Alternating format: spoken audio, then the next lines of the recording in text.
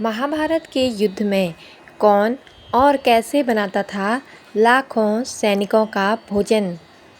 महाभारत के युद्ध में कौरवों की ओर से 11 अक्षौहिणी सेना और पांडवों की ओर से 7 अक्षौहिणी सेनाओं ने भाग लिया था। यानी इस युद्ध में सभी महारथियों और सेनाओं को मिलाकर करीब 50 लाख से अधिक लोगों ने भाग लिया था। लेकिन यहाँ अब यह सवाल उठता है कि इतनी विशालकाय सेना के लिए युद्ध के दौरान भोजन कौन बनाता था और कैसे ये सब प्रबंध करता था। और सबसे बड़ा सवाल है कि जब हर दिन हजारों लोग मारे जाते थे तो शाम को किस हिसाब से खाना बनता था। आइए जानते हैं महाभारत का युद्ध। प्रथम युद्ध महाभारत को हम सही मायने में विश्व का प्रथम विश्व युद्ध भी कह सकते हैं, क्योंकि उस समय शायद ही ऐसा कोई राज्य था जिसने इस युद्ध में भाग लिया हो। उस काल में आर्यवर्त के समस्त राजा या कौरव अथवा पांडव के पक्ष में खड़े दिख रहे थे।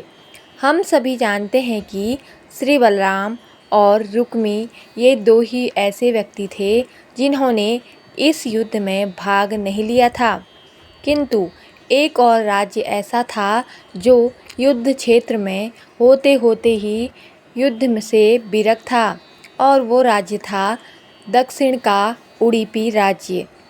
राजा ने कृष्ण से किया था निवेदन।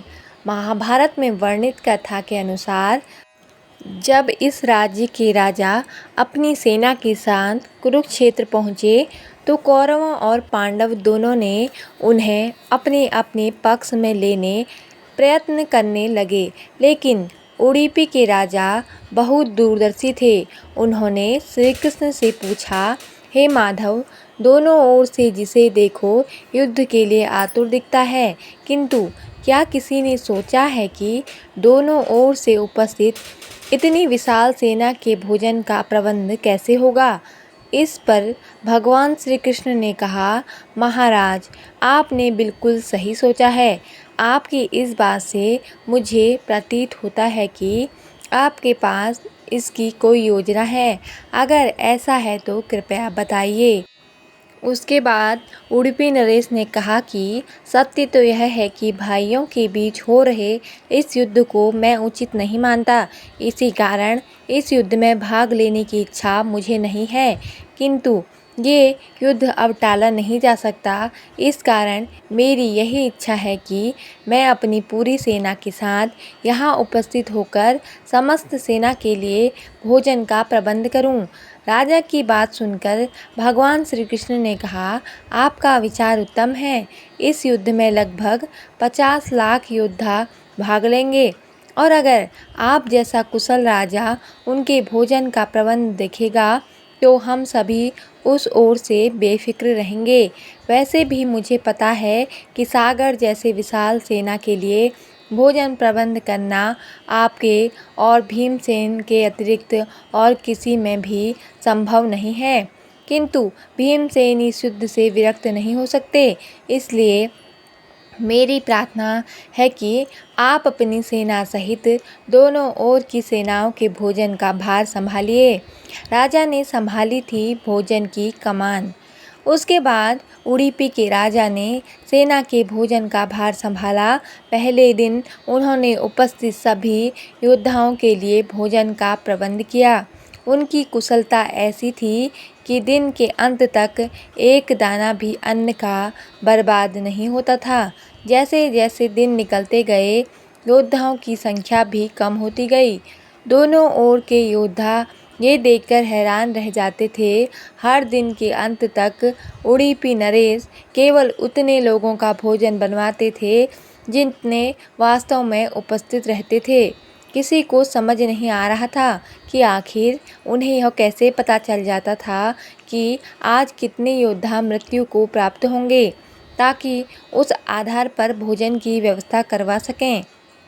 इतनी विशाल सेना के लिए भोजन का प्रबंध करना अपने आप में ही एक आश्चर्य था और उस पर भी इस प्रकार की अन्न का एक दाना भी बर्बाद ना हो, जो एक किसी चमत्कार से कम नहीं था।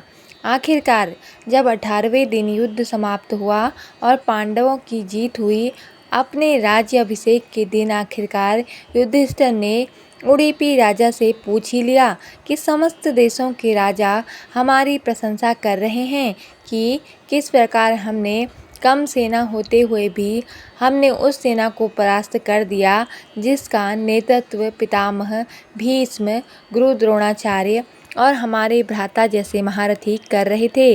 लेकिन मुझे लगता है कि सबसे अधिक प्रशंसा के पात्र आप हैं, जिन्होंने न केवल इतनी विशाल सेना के लिए भोजन का प्रबंध किया, बल्कि ऐसा प्रबंध किया कि एक दाना भी अन्न का व्यर्थ नहीं गया। मैं आपसे इसका रहस्य जानना चाहता हूँ।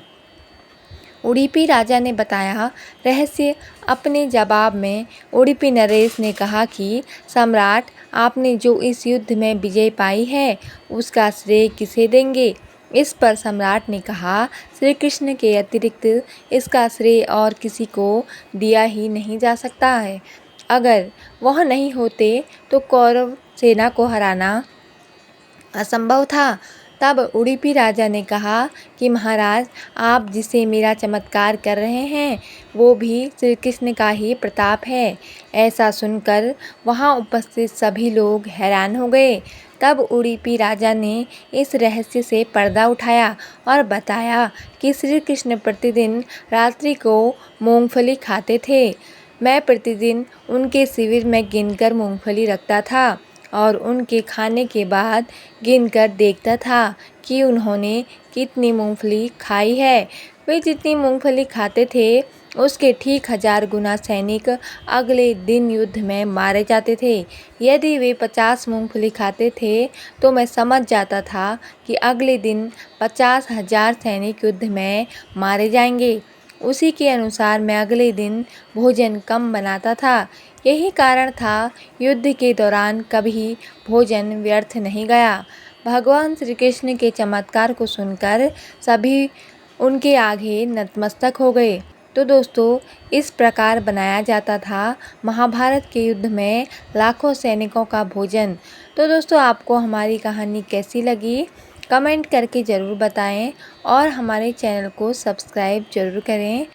मिलते हैं जल्द ही एक नई कहानी लेकर। धन्यवाद। जय माता दी।